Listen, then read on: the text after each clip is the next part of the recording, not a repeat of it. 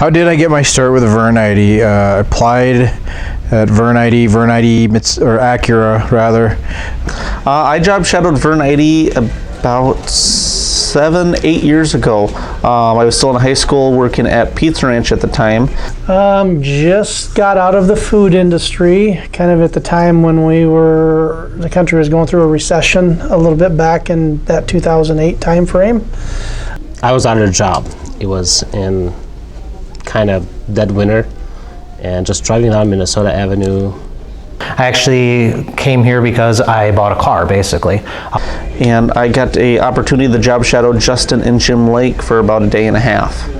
And I was looking for a full-time job, and I was part-time cleaning, and I hated cleaning. And she's like, "Oh, I have a full-time job from you," and I was like, "Oh, I know that this is God. You know, I'm gonna go for it." And I actually started through a temp agency, so I started as a part-time temporary employee.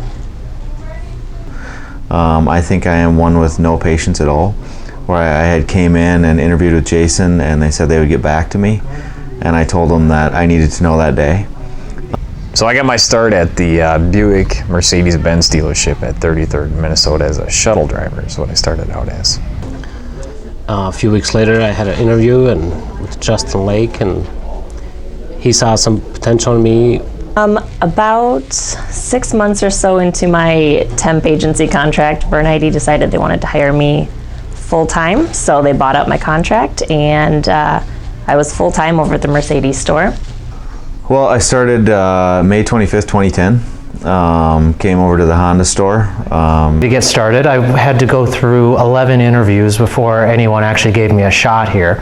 But I just kept bugging the managers at the different stores. The 4 guys I actually met with before I got hired. Don't know if that was good that it took 4 job interviews and people to get here, but it's a pretty good story, and I'm very happy that they gave me the opportunity.